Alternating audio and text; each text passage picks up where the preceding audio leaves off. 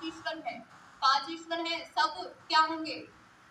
अगर सभी सुपीरियर होंगे तो वो क्या सब अपनी अपनी चलाएंगे क्या? उनमें आपस में लड़ाई हो जाएगी? ऐसा हो सकता है क्या? और दूसरी बात, ईश्वर सर्वशक्तिमान है, ऐसा सबने माना। ईश्वर सर्वशक्तिमान है ना, और सर्वज्ञ है, वो सब कुछ जानते हैं और सब कुछ कर सकते हैं क्योंकि वो सबसे शक्तिमान है। ठीक है, अगर वो सब कुछ कर सकते हैं तो उनके बराबर में कोई दूसरा क्यों होगा?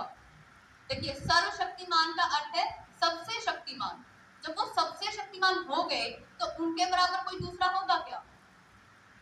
ये बात समझ आ रही है? अगर मैं बोलूं कि यहाँ किसी एक बच्चे को उठा के मैं ये बोल दूं कि ये सबसे इंटेलिजेंट है, ऐसा बोल दिया।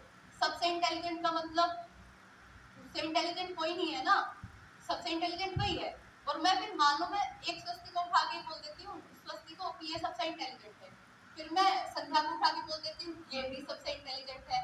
ऐसा हो सकता है क्या? सबसे ऊपर तो एक ही होगा ना।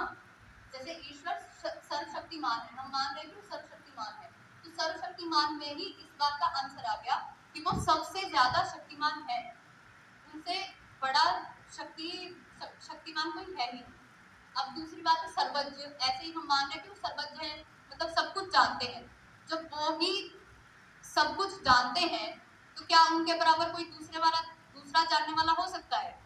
अगर दूसरा जानने वाला हो गया तो वो सर्वज्ञ हो गया, और अगर वो सर्वज्ञ हो गया तो फिर वो दो सर्वशक्तिमान हो गए। ये बात सबको समझ आ रही है? ठीक है, और दूसरा जो आप लोगों ने दिया वो तो आंसर है ही। अब ईश्वर, अब दूसरी बात आती है कि ईश्वर एक है और वो कहाँ रहते हैं? देखिए, जब ईश्वर सर्वशक्तिमान है, वो सब कुछ बना सकते हैं, ठीक है, और ईश्वर क्या है? सर्वत्र व्यापक है। ईशोपनिषद का पहला मंत्र आता है ईशावास्यमिदं सर्वं यत्किंचित् जगत्यां जगत् तेन चक्रेण मूर्तिका मातृगतस्य स्वीकृतं। तो जो पहली लाइन है उसमें लिखा हुआ है ईशावास्यमिदं सर्वं यत्किंचित् जगत्यां जगत्, मतलब ईश्वर सब जगह व्यापक है, आच्छादित है।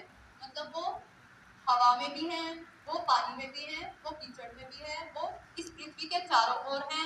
और पृथ्वी ब्रह्मांड, तारे, सूर्य, चंद्रमा, मतलब सब कुछ पूरा ये ब्रह्मांड वो ईश्वर के अंदर समाया हुआ है। और ईश्वर इन सबको आच्छादित किए हुए, आच्छादित मतलब ढके हुए,